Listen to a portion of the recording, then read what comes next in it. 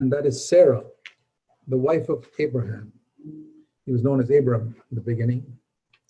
And we read something about Sarah in 1 Peter 3, which is very good. 1 Peter chapter 3, it says here, Sarah submitted to her husband.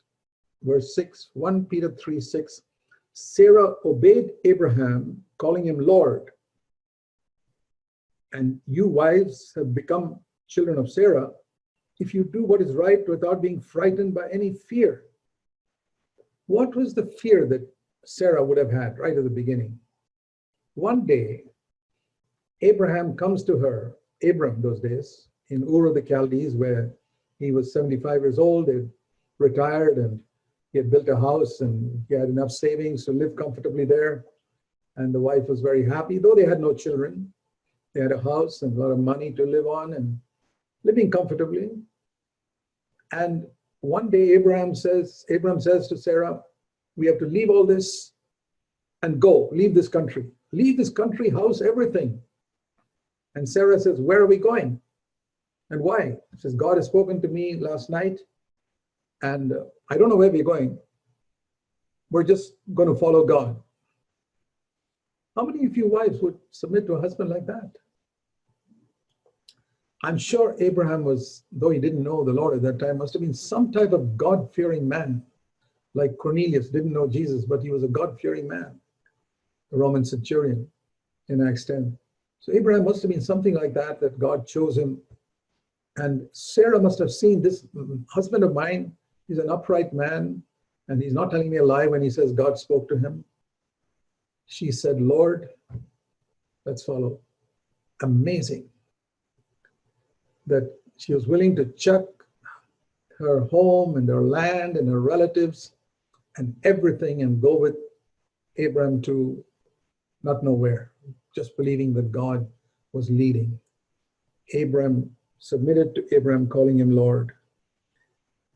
I'm not saying that you can have the same confidence in a husband who's not God-fearing, but it's an amazing example. That's what I say. If you have a God-fearing husband, you're a very fortunate wife. I'll tell you that. If you have a husband who's listening to God, who can hear God speaking to him, boy, don't ever devalue that.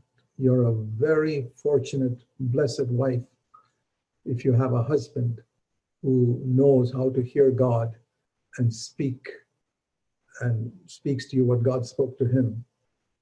I mean, there are not many husbands like that. So be thankful if you have a husband. But even though Sarah started well, we read later on in Genesis 16, she also made mistakes. No wife was perfect. You know, when she didn't have children for a long time, Abraham had told her, God says he will bless me and bless all the families of the earth through me one day. That was said to him even when he was in Ur of the Chaldees. We read that in Genesis 12. But after a while, you know, when the prayer promises of God not fulfilled, many years go by. They've already been married 10 years and left Ur of the Chaldees 10 years ago and still no child. And Sarah wonders, where's this promise that 10 years ago God said to my husband, he will bless all the families of the earth through my seed, and I don't have any children. She began to lose faith. It's very easy after a while for a wife to lose faith, even though she started well.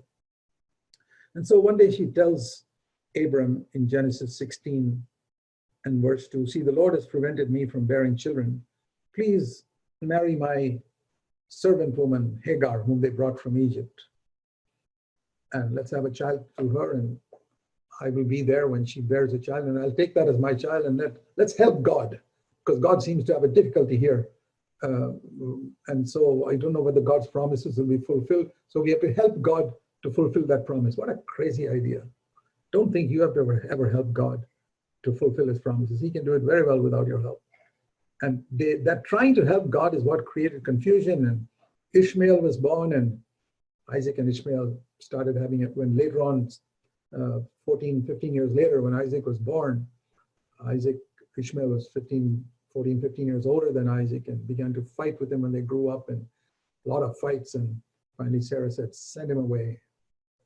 And Isaac and Ishmael fought, and all these 4,000 years since then, the descendants of Isaac and the descendants of Ishmael have fought with each other. Continued through years. But that is all because of one mistake that Sarah made, and Abraham, I believe foolishly listened to his wife at that point.